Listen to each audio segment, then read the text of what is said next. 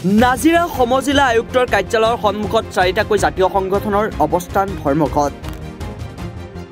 বীৰ লাচিত খানা, সদৌ আই অসম ছাত্ৰ সন্থা, সদৌ অসম জাতীয়তাবাদী যুৱ পৰিষদ আৰু অসম চাহ জনজাতি ছাত্ৰ সন্থাৰ দ্বাৰা এই অৱস্থান ধৰ্মঘটৰ কাৰ্যসূচী। শেহতীয়াকৈ ONGC অসম সম্পদ আৰু ক্ৰছ কাউণ্ট্ৰি কণ্ট্ৰেক্টৰ্ছ প্ৰাইভেট লিমিটেডৰ কৰা থলুৱা স্বাৰ্থ বিৰোধী নীতিৰ বিৰুদ্ধে এই প্ৰতিবাদী কাৰ্যসূচী ৰূপায়ণ কৰিলে। শেহতীয়াকৈ ঠিকাদাৰ প্ৰতিষ্ঠানটোৱে গেলেকী তৈলক্ষেত্ৰত নতুনকৈ স্থাপিত হ'বলগীয়া GCP প্ৰকল্পৰ নিবিদা লাভ কৰিছে। কিন্তু নীতিগতভাৱে এই প্ৰতিষ্ঠানটোৱে নিজে এই কাম নকৰি স্বপন নামৰ অন্য এক কোম্পানীৰ ওপৰত ঠিকা প্ৰদান কৰিছে। এই দুয়োটা ঠিকাদাৰী প্ৰতিষ্ঠানক থলুৱা যুৱকসকলে যোগ্যতাৰ ভিত্তিত ক্ষুদ্ৰ ক্ষুদ্ৰ ঠিকা প্ৰদান কৰিবলৈ দাবী জনাইছিল। কিন্তু স্থানীয় শিক্ষিত নিবনুৱা যুৱকৰ দাবীৰ প্ৰতি সন্মান নজনাই এই ঠিকাদাৰ প্ৰতিষ্ঠানে সমুদায় কামৰ ঠিকা MS সন্তোষ চাহৱাল এণ্ড চন্স নামৰ ঠিকাদাৰ প্ৰতিষ্ঠানক পুনৰ উপঠিকা প্ৰদান কৰিলে। এইখিনিতে উল্লেখ কৰিব লাগিব যে MS সন্তোষ চাহৱালৰ এই ঠিকাদাৰী প্ৰতিষ্ঠানটোৱে গেলেকী তৈলক্ষেত্ৰৰ বিগত দশক ধৰি বিভিন্ন লাভজনক ঠিকা কৰি মুনাফা অৰ্জন কৰি আহিছে। কিন্তু আজিলৈকে গেলেকী অঞ্চলত কোনো সামাজিক কামত মনোনিৱেশ কৰা নাই। এই বিষয়টোক লৈ এতিয়া সৰব হৈ পৰিছে স্থানীয় দল সংগঠন। এই সমগ্ৰ বিষয় সামৰি 21 নৱেম্বৰ তাৰিখে নাজিৰা সমজিলা আয়ুক্তৰ যোগেদি ONGCৰ কৰ্তৃপক্ষলৈ এক স্মাৰক পত্ৰ প্ৰেৰণ কৰিছিল। কিন্তু আজি 20 দিন সময় উকলি যোৱাৰ পিছতো স্মাৰক পত্ৰখনৰ ওপৰত কোনো ব্যৱস্থা নোলোৱাত ক্ষুব্ধ হৈ দল সংগঠনে এই প্ৰতিবাদী কাৰ্যসূচী ৰূপায়ণ কৰিছে। আজি পুনৰ এক স্মাৰক 3 দিনৰ ভিতৰত নিজৰ স্থিতি স্পষ্ট কৰিবলৈ নিগমৰ ওচৰত দাবী জনালে দল সংগঠনে। ইয়াৰে অন্যথা গেলেকী তৈলক্ষেত্ৰত সম্পূৰ্ণ অৱৰোধ কৰি দিয়াৰ হুংকাৰ দল সংগঠনৰ। জানে যে আমাৰ তেল আৰু প্ৰাকৃতিক গেছ নিগম অসম সম্পদৰ গেলেকী তৈলক্ষেত্ৰখনি এক অতিকৈ লাভজনক তৈলক্ষেত্ৰ হয় আৰু ইয়াত 1960 চনৰ পৰাই তেল আৰু প্ৰাকৃতিক গেছ নিগমে খনন আৰু উৎপাদনৰ কাৰ্য পুনৰুদ্যমে চলাই আহিছে।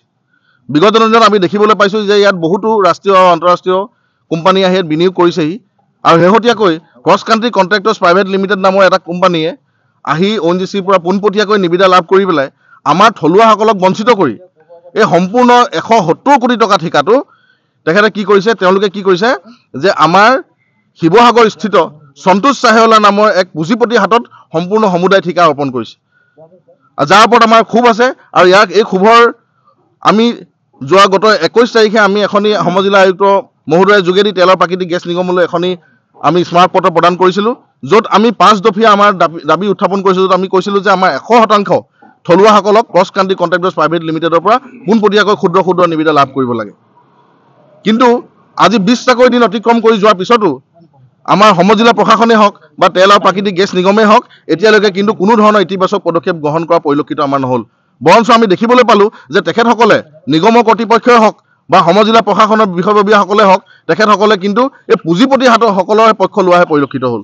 গতিকেলৈ আজি এই দুঘণ্টীয়া অৱস্থান ধৰ্মঘটৰ কাৰ্যসূচীৰ দ্বাৰা আমি এক বাৰ্তা প্ৰেৰণ কৰিব বিচাৰিছোঁ যে অনাগত দিনত আমাৰ এই যে 5 দফীয়া দাবী যদি মানি নলয় তেন্তে কিন্তু আমি পুনৰবাৰ এই সমজিলা আয়ুক্ত মহোদয়ৰ কাৰ্যালয়ৰ সন্মুখতে আমি কিন্তু ধৰ্ণা আৰু বিক্ষোভৰ দৰে কাৰ্যসূচী আমি গ্ৰহণ কৰিবলৈ বাধ্য হ'ম।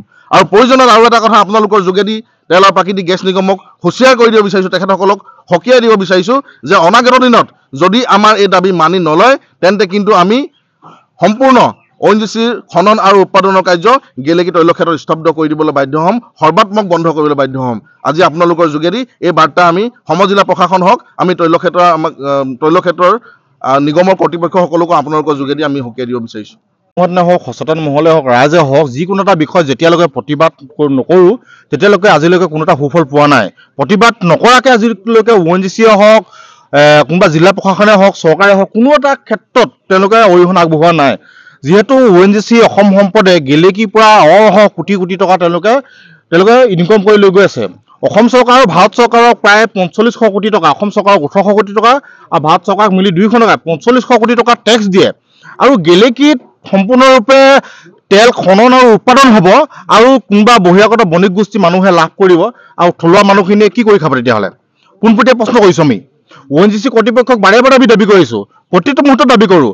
সমজিলা প্ৰশাসনে হওক, জিলা আয়ুক্ত হওক, চৰকাৰক হওক, প্ৰতিটো ক্ষেত্ৰত আমি দাবী কৰি আহিছোঁ যে থলুৱা যুৱকসকলক তেওঁলোকে সুব্যৱস্থা কৰি দিয়ক, কৰ্মসংস্থাপনৰ ক্ষেত্ৰত গুৰুত্ব প্ৰদান কৰক, সৰু সৰু কামৰ নিবিদাৰ ক্ষেত্ৰত আমাৰ ল'ৰাবোৰক যাতে সংস্থাপন হ'ব পাৰে তাৰ কাৰণে আপোনালোকে অৰিহণা আগবঢ়াওক। কিন্তু তাকে নকৰি তেওঁলোকে বহিৰাগত বণিক গোষ্ঠী যিসকল ব্যক্তি আছে, কোনোবা সন্তোষ চাহেলা হওক, কোনোবা আগাৰৱালা হওক, কোনোবা বিভিন্ন ব্যক্তি প্ৰতিষ্ঠান, তেওঁলোকক সম্পূৰ্ণৰূপে কামবোৰ দিয়া পৰিলক্ষিত হয়। সেইকাৰণে আমি যোৱা 21 তাৰিখৰ দিনা 4টা সংগঠন, টাই আহোম ছাত্ৰ সন্থাই হওক, বিলা চেতনা, অসম জাতীয়তাবাদী যুৱ পৰিষদ, আটচাকে ধৰি আমি গোটেই 4টা সংগঠনে এখন স্মাৰক পত্ৰ প্ৰদান কৰিছোঁ অসম জিলা আয়ুক্তক যে আপোনালোকে ONGC গেলেকীত যিটো কাম হৈছে 170 কোটি টকা কাম, যিটো কষ্ট কান্ট্ৰি প্ৰাইভেট লিমিটেডে তেওঁলোকে পাইছে, তাৰপিছত আমাৰ আপত্তি নাই যে তেওঁলোকে কামটো পাইছে, তাত কোনো আপত্তি নাই। কিন্তু তেওঁলোকে কামটো পোনপটীয়াকৈ আমাৰ যিসকল গেলেকী যুৱক আছে তেওঁলোকক প্ৰদান নকৰি কোনোবা সন্তোষ চাহেলা নামৰ ব্যক্তিজনক দি দিব, তাত আমাৰ আপত্তি আছে। আমি কৈছোঁ যে সন্তোষ চাহেলা কোনো ফেক্টৰ নহয়। আমাৰ কিন্তু থলুৱা ল'ৰা হ'লে কি কৰিব, আমাৰ গেলেকী ল'ৰা হ'লে কি কৰিব, গেলেকী ল'ৰাখিনি 5,000-10,000 টকা চিকৰি কৰিবলগীয়া হ'ব, এনেকুৱা অৱস্থা হ'ব। গেলেকীত সম্পূৰ্ণৰূপে খনন আৰু উৎপাদন চলিব, সকলো ক্ষেত্ৰত ভৰপূৰ এখন ঠাই, গোটেই ONGCখন গেলেকীৰ পৰা চলি আছে। তাৰপিছত গেলেকীৰ যুৱকসকলক কৰ্মসংস্থাপন নিদি বহিৰাগত বণিক গোষ্ঠীক ৰঙাদলিচা পাৰিব, আমি কেতিয়াও সহ্য কৰিব নোৱাৰোঁ। আমি সমজিলা আয়ুক্তক স্পষ্ট ভাষাৰে জনাই দিছোঁ, যদি আজি দুঘণ্টীয়া অৱস্থান ধৰ্মঘটৰ যোগেদি আপোনালোকে কোনো আমাৰ দাবীসমূহ মানি নলয়, তেতিয়াহ'লে আমি অতি শীঘ্ৰে অহা সোম মঙলবাৰে ইয়াত বিক্ষোভ কাৰ্যসূচী লোৱাৰ উপৰিও গেলেকী খনন আৰু উৎপাদন যিমান তৈলক্ষেত্ৰ আছে সম্পূৰ্ণৰূপে বন্ধ কৰি দিবলৈ বাধ্য হ'ম। তেতিয়া কিন্তু আমাৰ কোনো এটা সংগঠন গেলেকী যুৱক এজনো জগৰীয়া হ'ব নোৱাৰিব, একদম স্পষ্ট ভাষাৰে জনাই দিছোঁ। গেলেকীৰ পৰা ৱাহিদ আলী ৰিপৰ্ট, ৰিপাব্লিকানী। মহানগৰীত উৎকৃষ্ট hotel the villa, Adarshpur, Berlin number 1। Kahilipara সৰ্বশিক্ষা অভিযানৰ কাৰ্যালয়ৰ কাষতে হোটেল দ্য ভিলাত আছে উৎকৃষ্ট মানৰ সা সুবিধা, য'ত আছে আটকধুনীয়া কোঠা, লগতে পাব লাক্সাৰী সুইট আৰু ডিলাক্স ৰুম। তদুপৰি ৰেষ্টুৰেণ্টত পাব আপোনাৰ মন পচন্দৰ সুস্বাদু খাদ্য আৰু পাব বাৰ আৰু ছুইমিং পুল। দ্য ভিলাত পাব আপুনি নৈসংগিক পৰিৱেশ আৰু সুস্বাদু খাদ্যৰ সম্ভাৰ।